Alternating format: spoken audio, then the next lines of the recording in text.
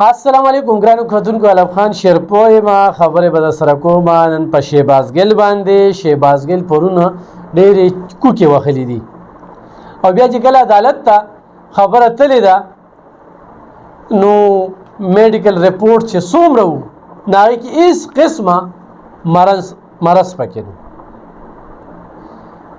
نو کتونکو دغه بهانې دغه پراډونه د شعورونه د دوی عادت جوړ شوی دی.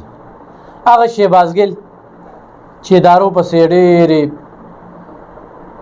تیزې خبرې کولې، هغه شهبازګل چې د خلکو عزتونه یې وچالول، صحافیان به یې بېعزته کول، یو کسر یې هم نه دی پرېښی، خو چې وي څه کوي ښه خبرې به. بل کتونکو په دې پاکستان کې داسې یو شمېر خلک ګیر شوي دي. د رانا ثناء الله مثال به ورکو، نواز شریف مثال به ورکو، داسې علي وزیر چې کوم دی، علي وزیر د څونه وخت نه همدغه یو کیس دی، په هغه باندې مکمل خاموشي ده، د هغه څوک نوم نشان نه اخلي، خو هغه سره همدغه ظلمونه شوي دي، خو کلک ولاړ دي ځکه چې پښتون دی. اوس شهبازګل دا یو چې کوم دی نو دوی کې ګیر شو او د هغه چغې سورې چې وګورې نو حیران به شي. بیا په هغه باندې دومره غټ الزام ولګېده چې هغه سره جنسي تیری شوې ده. اوس په د هغه میډیکل رپورټ کېږي، خپل لیډر پې د الزام ولګاو. ذرایع دا و چې شهبازګل له دغه نه انکار کړی، خبرې دې خط ته رالې کېدی نشي چې پولیس یا زموږ ادارې دغه شانتې ناوړه حرکت وکړي. خو د دروغ هم څه حد وي، د دوی ټول سیاست په دروغو روان دی، په پراډ روان دی. د خپلې کرسۍ بچ کېدو دپاره، د خپل ځان څاک بچ کېدو دپاره د شورو نه چې کوم دی عمران خان په ډېرو خلکو الزامونه او تورونه لګولي دي. دلته چې ورسره اتحادي حکومتونه پاتې شوي دي په هغې الزامونه لګولي دي. دغه ځای کې چې کوم دی نو جهانګیر خان، علیم خان شانتې کسان چې کوم دی د هغه نه شو. ډېر خلک چې چا ورته سترګې برندې کړي دي او په هغه کې ښه نه دي شامل کړی نو په هغې الزامونه لګېدلي دي. اوس په شهبازګل باندې دومره لوی الزام چې هغه سره جنسي تیری شوې ده، یعنې بدکاري ورسره شوې ده، بدپیلي ورسره شوې ده.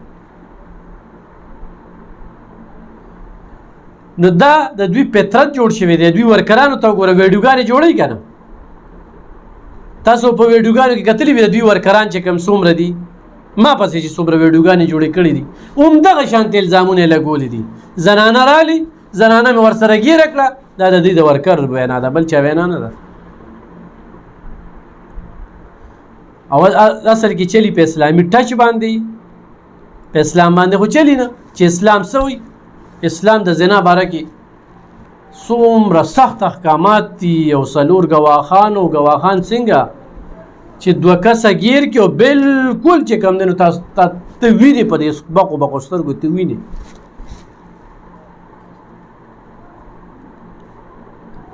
یو کس ولیدلی شو، یو کس ګیر شو. دا د دوی د دې ورکرانو تورونه دا لفنګې کمې را دغه شوي دي، بس بیلارې شوي دي. یو سړی د مور پلار نه مني، یو سړی په مور پلار الزام لګوي، د یو سړي په کور کې ګیټ به نه وي او خبرې چې د هغه ووري نو حیران به شي. نو نن د عمران خان دغه خبره چې جنسي تیری شهبازګل سره بدکاري شوې ده، یو ډېر عجیبه شانتې الزام یې ولګاوه. نه ول عدالت ته لاړه، نن ریل وباسي. او پرون عدالتي احکامات یو وارې بیا چې کوم دی نو د خپو لاندې کولو ځان سره یو لوی پجه خطا کړې ده او په پیمز هسپتال باندې ورننوتل، نو هغه ځای نه رامنې کړي دي. ماضي پروت دی که نه؟ نور خلک هم داسې بیمار وو، هغوی له خپل لیډران تللي دي، عدالتي حکم یې ځان سره وړی دی. د په دې ملک یو خپل راج جوړ کړی دی.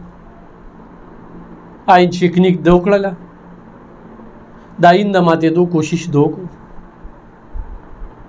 دا ټولې هغه خبرې چې ما تاسو سره شریکولې چې دا کوم طرف ته دغه سیسټم روان دی یا د بیا دومره د ټینګې نه وي او دغه بخانې جوړوي چې ټک بیماري پکې نشته دی او سایه بندېږي هغه سره دو شو چې په دغه کار ونه شو نه جنسي تیری الزام یې پرې ولګو د ټول عمر دپاره چې کوم دی شهباز ګل کنډم که معذور یې که او داسې الزام یې ولګو چې دې الزام چې کوم دی نو اوس هغه ازاله نشي کولی